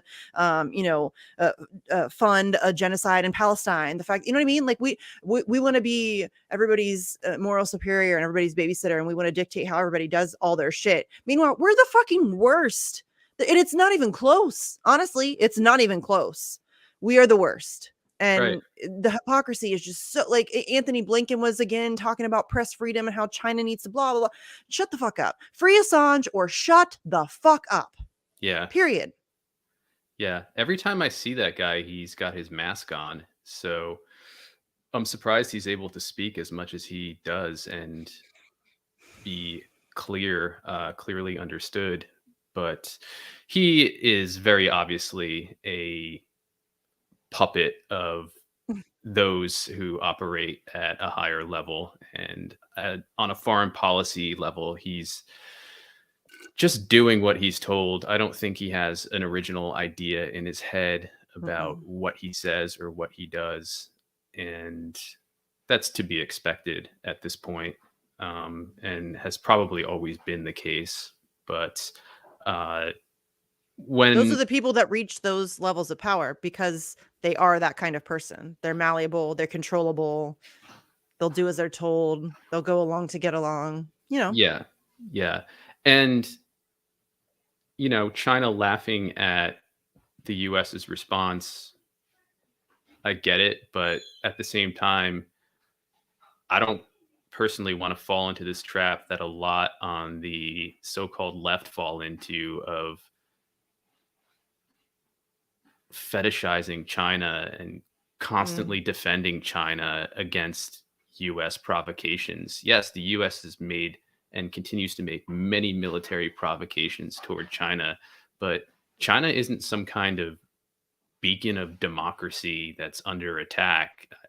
It has a litany of human rights abuses that it's committed throughout history, and it is just on board with the global agenda that has been put into hyperspeed under the guise of COVID-19, as the US is, as Canada is. Russia is just on board with that as well. Russia is rolling out digital IDs, digital quote unquote vaccine passports. They even have a company in Russia whose sole purpose is to prevent the manufacture of fake so-called vaccine passports, and also to identify those that are fake as well. So China, Russia, Canada, US, many more nations, they're all on board with this biosurveillance nightmare that's being rolled out. So we should keep that in mind. Also, can I make a point really quick? I also don't want to get into where we are so quick to want to point out the hypocrisy of the United States that we don't also take the instance that the United States is attempting to call out too lightly. Like China does fuck with their journalists. Russia does fuck with Right. their journalists. Those are still like, just because the United States is an asshole and a big, hypocrite, and trying to call that out, we can point out the hypocrisy and then also be like, yeah, but you should probably let that journalist go. You know what I mean? So, I think a lot of people don't miss the bigger picture there. Yes, the United States has absolutely no place at all in calling anybody else out for any human rights abuses of any kind. But yeah, it's still a legit problem. I see a lot of left content creators and journalists, though, not take it on a case basis like that, Yeah. and rather frame it within the nation state context, and whether they realize it or not, reflexively jumping to the defense of China or Russia or Cuba. And these are governments like any other governments that seek to hold on to and consolidate power. And they're not benevolent entities that No. have the best interests of their people in mind. They're not revolutionary entities as they're made out to be by a lot of journalists I can name. But that doesn't mean we can't call out the human rights abuses they commit and the hypocrisies they commit. Let's just not fall into the trap of lionizing their Any nation government. state apparatus. No, they should all be scrutinized daily, religiously, even. Like again, there should be no teams. There should be no fucking teams. There should be no, okay, well, this is my team. They can do no wrong. Nope. That's not a thing. That's not a thing. Stop pretending like that's a thing. All governments should be scrutinized and criticized, and held accountable and pushed back upon. All of them. Every single one of them. Even the ones you like. Especially the ones you like, even. And just keep in mind what I said there. We need to focus on what they do, not their politics. Their politics, I think, are ancillary. So I'm not attacking China for being a communist country, although I think it's arguable It's at debatable. this point whether China is a communist country. Yeah. I'm not attacking any country because it takes because of its political alignments. I'm attacking them based on what they do to individuals and also how they are in league with this global rollout of biosecurity surveillance insanity that we're seeing under the guise of COVID-19. And I mean, they're kind of leading the charge on that. I mean, with the social credit stuff, and I mean, they've long been highly surveilled. I mean, China is a highly surveilled country. And if that offends your senses, your sensibilities, because that's just the truth. You are a communist or a Marxist or what have you, well, I'm sorry, but I'm not sorry. It doesn't have anything to do with that. It has to do with what they're doing to individuals and what they're doing on a supranational level, which is going to have much more effect on humanity than whether they're Marxist or communist. Or honestly, Jesse, a lot of those people are genuinely looking for that level of authoritarianism. That's what they want. They want that. They want a dictatorship. They want that. That's seriously. I mean, I've had many people tell me that they are authoritarians. That's exactly what they're looking for. And those are not my people. No, those are not my people. I don't do authoritarianism at all. I don't do surveillance states. I don't do police states. I don't do empire. I don't do imperialism, colonization. Nope. I don't do any of that shit. None of it. That's not for me. Not interested. And we're seeing that come to fruition in real time with the way so much of the left has just buckled and given in to the authoritarianism of the COVID-19, the global COVID-19 not just given regime. In, are actively cheering it on. Yeah, and are going insane in real time. We're watching them lose their minds collectively in real time. Yes. So there's one iteration of collectivism for you. It's not the one I was looking for, fams. All right. What are we moving on to? So, since we're on the COVID-19 tip, I just wanted to point to this news Which one? from Which article? Hit it's me. the San Francisco Chronicle Oh, article. I don't know if I'm gonna be able to pull it up. It's Is that the behind one that wasn't working? yeah, it's behind a paywall, but Yeah, it won't let me. basically the headline is federal approval for COVID booster shots for kids 12 to 15 expected next week. So that's something to look forward to in the new year. Again, as we've covered in past episodes and on various shows, children do not need this shot at all. Their risk of getting seriously sick from or dying from COVID-19 is so small, it's a decimal. And that the federal government is now moving to have them pumped full of toxic spike proteins that do not stay in the arm muscle but move throughout the body and attach to vital organs, thereby causing the body to start attacking those organs and thereby making seriously sick or killing people who have received the injections. The fact that this is now going to be approved for kids 12 to 15 and probably soon after that for younger children Mm-hmm. is insanity, to say the least. And it shows how sick society has gotten in accepting this deliberate poisoning of children, which, if you listen to scientists like Geert Vanden Bosch, this will inevitably lead to the complete obliteration of what's known as innate immunity. So that's the immunity or the immune capacity in development that we're born with. It develops and adapts as we grow older to provide adequate immune responses to viruses. We're seeing in a lot of studies now that these so-called vaccines are attacking our natural immune systems and causing our bodies to attack themselves. And we want to inject this into children and effectively eventually wipe out innate immunity so that what's the logical outcome of that? The end of the human species. Why are we doing this? Why?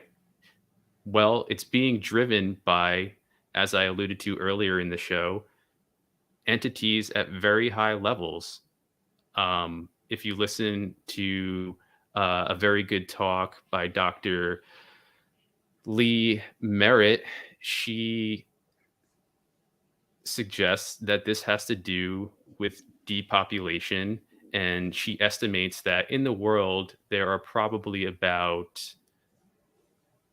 1,000 people who are concentrated at the top and who are very absolutely psychopathic. And when you're a psychopath, you don't look at an announcement like this and have the gut reaction that I have, that Misty has, that people who aren't psychopaths have. When you're a psychopath, you see the world through a different lens that does not comport in any way with reality. And to them, this makes sense in furtherance of their agenda. And that's something that I've been working on, that agenda, working on outlining with people like Nick Hudson and Pierce Robinson. And we're hopefully very soon going to be putting out a paper, an extensive paper that breaks all of this down. So the conversation isn't just limited to some nebulous them or they who are pulling the levers. There are people and entities very identifiable who are responsible for these types of rollouts. And we will name them and we will take them to task. And hopefully they will get what they deserve for these crimes against humanity. I doubt it. But that's why I said hopefully. Yeah. I hate to be a Debbie Downer, but real talk. Well, I don't think it's so much that you're a Debbie Downer as you're being a realist. Yes. And anyway, this is coming in the new year. This is not something to be celebrated. This is something to be lamented and something to be afraid of. And if you are a parent who's considering getting your children injected with these substances, or you have and you want to eventually get them boosted, this is not medical advice. This is We're not doctors. just Blah, blah, based blah. on the information that I've been studying extensively over the past 4 months, and that the next and last piece I bring up will show. Do not do it. This is a death sentence. And from there, I will go to this last piece. If you can open the Doctors for COVID Ethics link.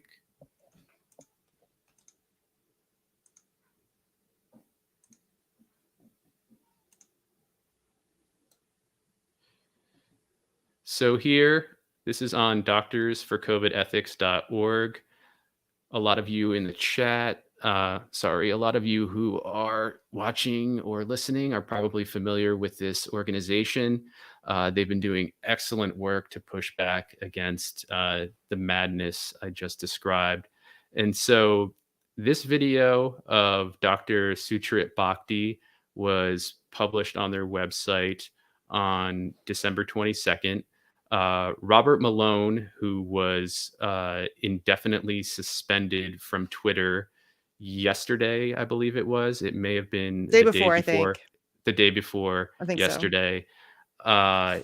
He posted this shortly before he was booted. I'm not sure if this is what got him booted. Ryan Christian seems to think so, but there were other things related to that. His upcoming appearance on Joe Rogan's show. It was probably a host of things that the Twitter. It was a long time coming. Let's be real. They were trying to find a way. Yeah, the Twitter Truth Ministry probably compiled a bunch to justify their disappearance of him.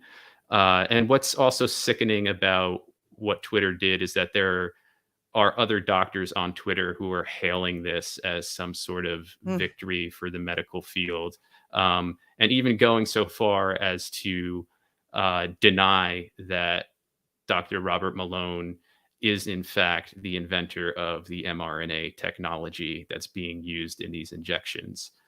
That's a matter of historical fact, and that other MDs and other doctors are calling that out and calling that a lie to smear him just shows you how much of the medical field has been hypnotized, has been seduced into the mass psychosis of the official COVID-19 narrative.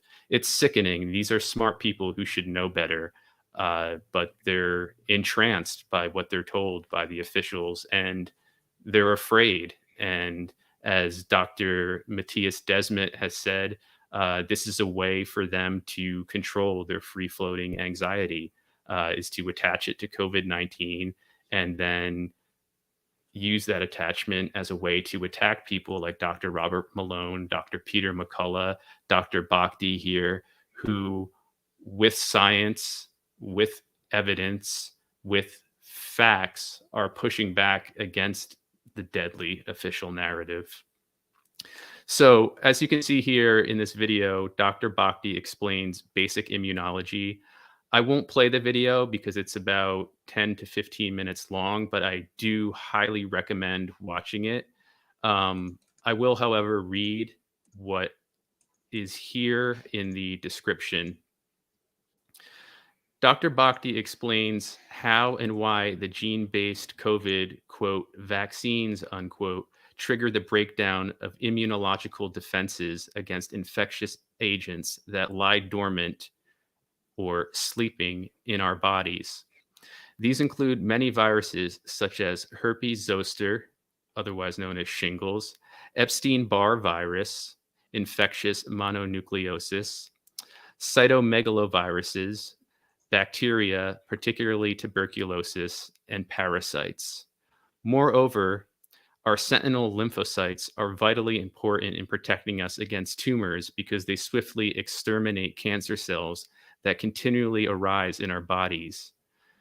Quote, vaccine, unquote, mediated destruction of these sentinel lymphocytes is going to have disastrous global consequences. Patients with dreaded old infections, such as tuberculosis, and with malignant tumors will flood hospitals around the world. So, this is a very dire and very evidence backed warning that Dr. Bhakti gives. And he points to recent work that was done by a German pathologist on 17 individuals who had died after receiving one or more of the injections. And in 93% of them, so I believe it was 14 or 15 of them, it was concluded that the injections were responsible for killing them. So, again, this is what is going to be approved to be put into children, not just once, not just twice, but for a third time, and probably soon to be a fourth time and a fifth time, and on and on and on, as long as we keep accepting this utter bullshit that's posing as science, but is meant to harm and kill people. And Bhakti has been at the forefront of this almost from the beginning of this madness, pushing back against this. He's a voice that we all desperately need to listen to. You don't have to believe him. You don't have to believe anything I'm saying or anything he says. Do your own research, but at least listen, at least take in the information and Yes. realize that what's being rolled out and sold to us as a vaccine, as a way out of a virus that even the WHO has admitted is going to be with us forever. It's a virus. That's the way viruses work. Omicron is probably, although there's some questions surrounding this, a natural mutation of the original strain of the virus. It's getting weaker as it's getting more transmissible, as viruses tend to do. Although, if you look at the genomic makeup of the virus, there are some questions about it because it looks like that it's a version of the virus that was frozen in April of 2020 and unfrozen when it hit the scene back in November. There's still a lot of ongoing investigation into that as to whether this so-called variant of concern is naturally evolved or has been fiddled with in a lab somehow. But again, all of this information, don't believe me, don't believe Dr. Bhakti, do your own research, but please use this video and others that are similar to it as a starting point. So there's somebody in the chat right now asking, Yikes is asking, so, should I get the shot or not? And listen, homie, I can't tell you what to do, and I won't. I would never. I'm not a doctor. What we're saying here is don't just accept the established narrative at face value. Listen to other sources, look into other sources that you disagree with. That when you hear it, you are immediately turned off by it. And just listen to all aspects of this, because there's absolutely no question whatsoever that we are and have been lied to. repeatedly on this issue. That's been proven. These are people who are known liars. This isn't the first time that they've lied. This isn't the first time that, you know what I'm saying? So you should question everything. And the fact that they are so desperately trying to clamp down on the narrative and to shrink the level of discourse down to like the tiniest fine little spot, it should trouble everybody. And so I just encourage everybody to actively seek out information that's being suppressed, because there's a reason why it's being suppressed. And you know, it's okay to second guess people who are in positions of power at this point. They're known.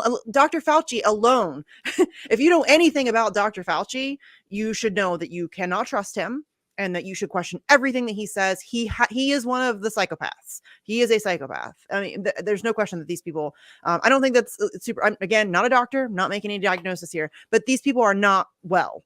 They have no, you know what I'm saying? Like once you reach that level of power, it does something to you. If you're not already psychopathic, you will be in short order. So yeah, just question everything. Everything. My response in general, when somebody asks that question, is to stay the hell away from these things. But I don't know this person's health status. I don't know if they are at risk in some way, but the point is that it doesn't matter now if you're immunocompromised and supposedly part of the vulnerable segment of the population. I'm going to drop this into the chat because I just want to show this. It pertains exactly to what we're talking about. Can you open that study? And just so everybody knows, I dropped the link to the video that we were just talking about in the chat just a minute ago. So,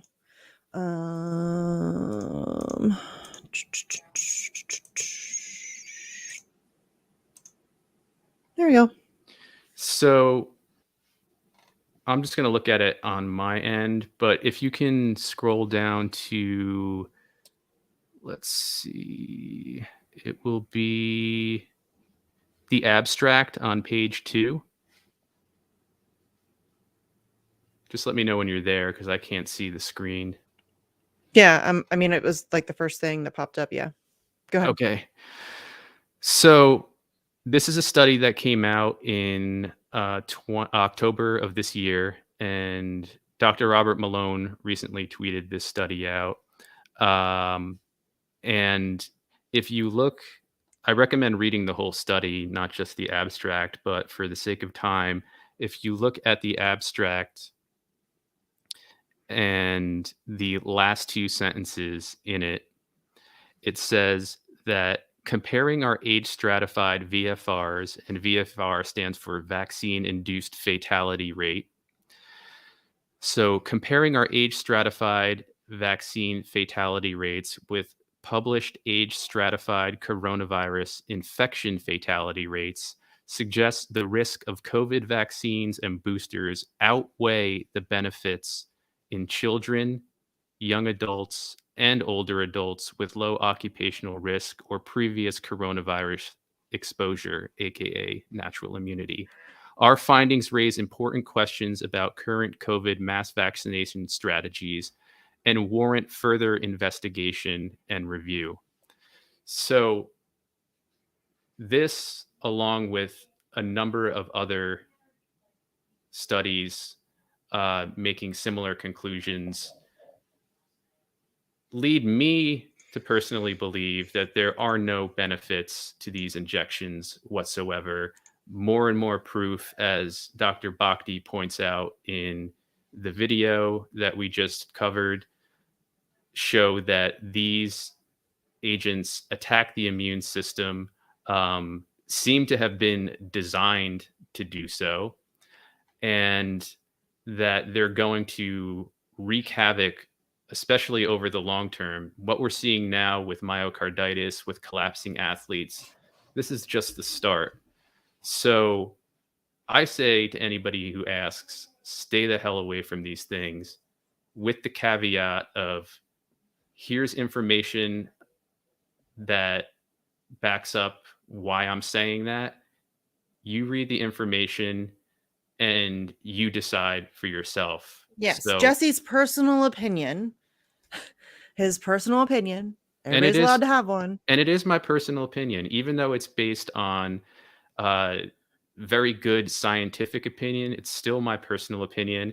And for those who don't know, I submitted to the first two injections because I didn't have enough information. And there was a part of me that was scared for, in particular, those around me who at the time I thought would be highly susceptible to getting sick and or dying if I were to contract SARS-CoV-2 and have it develop into COVID-19. And immediately after getting the injections, especially the second one, my body did start to attack itself. Now, I've been very lucky with regard to how a lot of other people have been affected by these injections, but I have chronic pain, I have chronic exhaustion, I have heart palpitations that come and go. That's something I tweeted about the other night. Um, a new iteration of that I'm now dealing with. My Not to get too personal, but I really don't care. As far as my uh, libido is concerned, it's been virtually wiped out, which is very sad. And I know that's something that other people have reported as well. And I think we need to talk about that because these are real problems that are happening to real people, and they're destroying lives, they're destroying relationships. I also have arthritis that runs in the family, but that's been amplified noticeably after getting the injections. I have night sweats every night, and these aren't casual night sweats. I'm talking about waking up drenched and beyond dehydrated. That's every single night. And that did not start until after the second injection. So, personally, I know these things are harmful. And personally, I believe the doctors who are warning against these things across the board are correct. But look at the information and decide for yourself. I say stay the hell away. These are poison, but I say I will don't. never get one, or I shouldn't say never, but I'm not probably going to get one, and they're coming nowhere near my children for sure. I have not gotten one. I will not get one. Right, And I don't apologize for that. So don't try to think that you're going to come get me. Oh, you're unvaccinated. You're goddamn right. I'm unvaccinated. right. It's a hard question.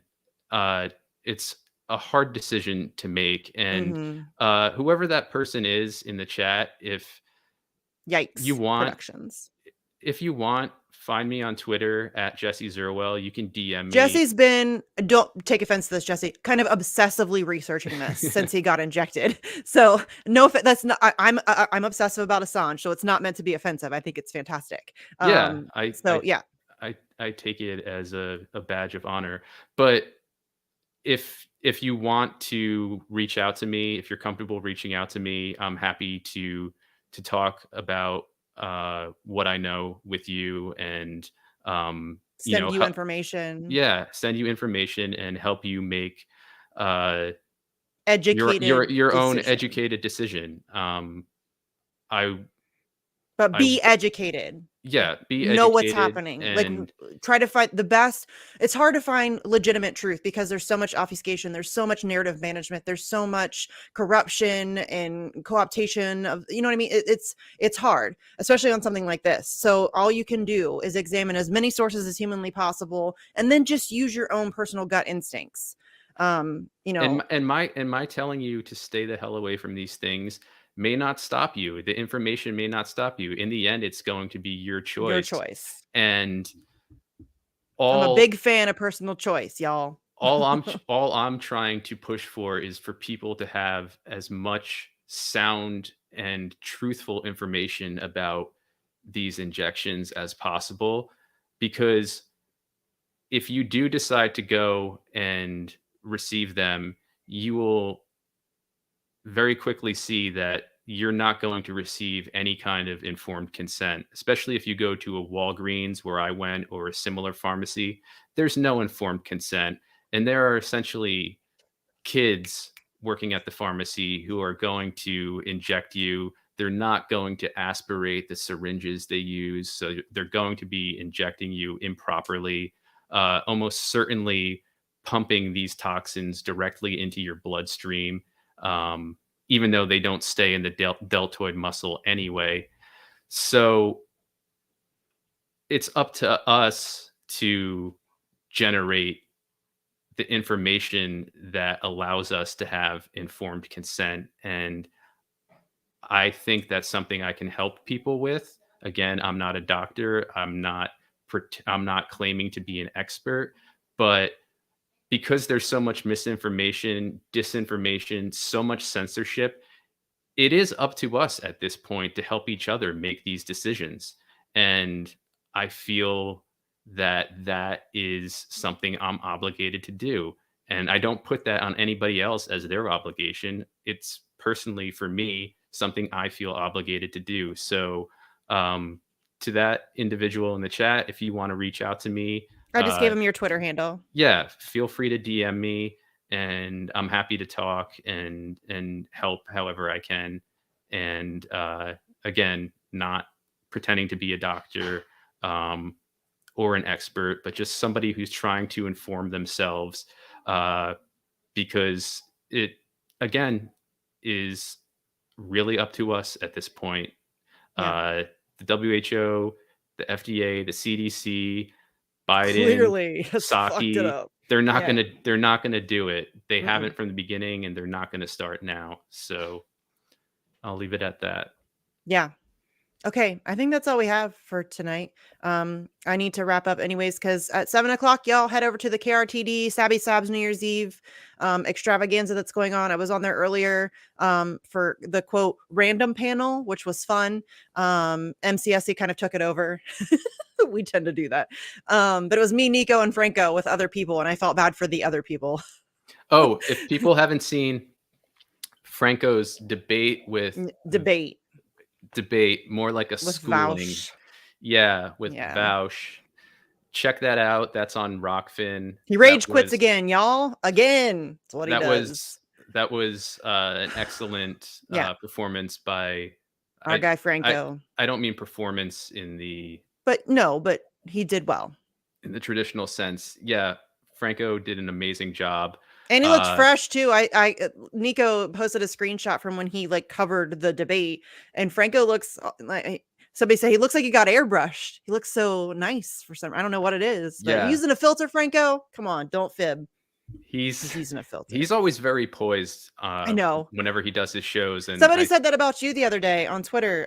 Said that you are very calm and thoughtful when you think, and I'm like, yeah, he's the calm to my crazy. That's why this works. Well, thank you. I'm crazy. I forget who it was. I didn't see that because I often come. It was on my Twitter. It was somebody tweeted at me, like reposting something we did. It might have been our thing with Ryan, actually. I often come away. Shadowban. Yes. Okay. Hold on. I got it. Shadowban. I'm sorry. Shadowban Refugee left us a Rockfin tip, or what's it called?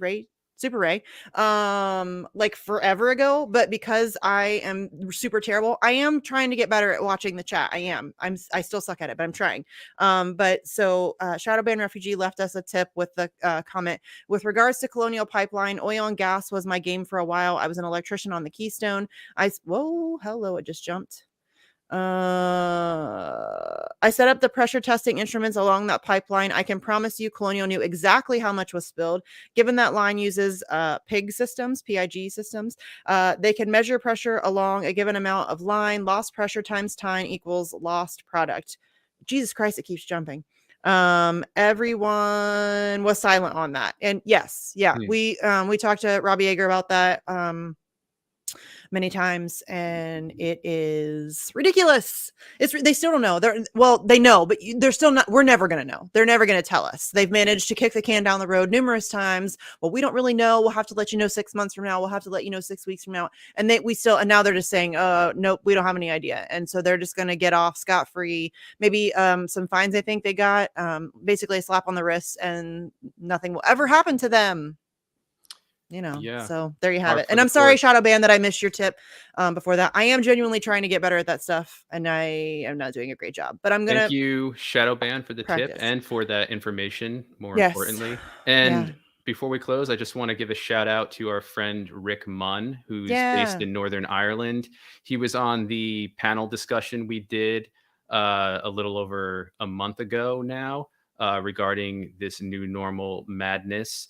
And Rick is starting or launching his own radio show with Asia Pacific Today, another great media outlet you should check out if you're not familiar with it. They've been doing a lot of good work pushing back against this new normal nightmare. So Rick's radio show is starting on Monday. And Actually got pushed back. So it's pushed back, I think, because I'm gonna be on it tentatively on January 12th. That's the time that we've been discussing. It's like uber duper super early here.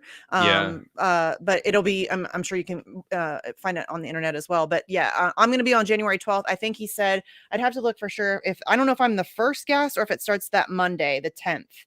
I'm not, that wasn't entirely clear, but yeah, I'm gonna be on to talk Assange on January 12th. And I'm trying to find him on my DMs. So slight change of plans. First day is now the 10th of January due to additional studio work. So yeah, it got pushed back a week. So it starts on January 10th. and I don't have a date confirmed yet, but I will be on there as well, talking about the COVID-19 madness in my neck of the woods here on the East Coast in the tri-state area. So I'll provide information on Twitter when I confirm that. And then when I last talked to Rick, he proposed or didn't propose.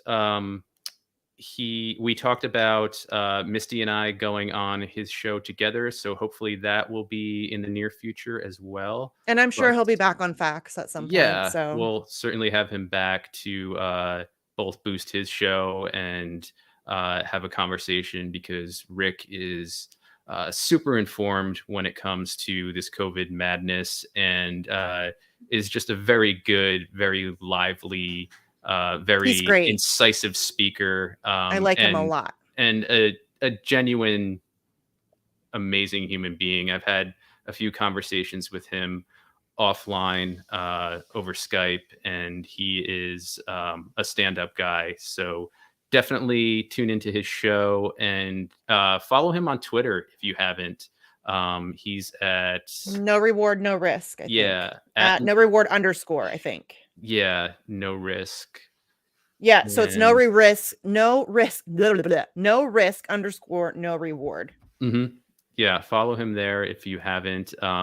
He puts out short videos there, mostly him giving analysis, short 2-minute videos. He also has a Telegram channel, which is Black Horse Rider, I believe is the handle, where you can find more content that isn't censored. There are a few videos of his I've watched on Twitter where he's had to stop himself short because he knew what he wanted to say on Twitter was not allowable by the Twitter Ministry for Sterile Content. So all that to say, Rick's got his new show coming up, and we're really excited for him, and we hope that you check it out. Yes, for sure. And then the only other thing that I have for you guys before we wrap up is, again, at 7:00 in about 45 minutes, I'll be on the KRTD panel about Assange with Steve, Randy Credico, Glory. I think Andrew's coming. I don't remember who else. But yeah, there'll be a bunch of people on the 7:00 hour to talk about Julian Assange. So make sure you swing over there and check that out. And I think that's all I have for you guys. So thanks for tuning in for this edition of Facts on Friday. And we'll be back next week for some 2022 bullshit. Happy New Year, everybody. Happy New Year. We love you. Seriously, we love you. We love you guys. We do. Peace all. See ya.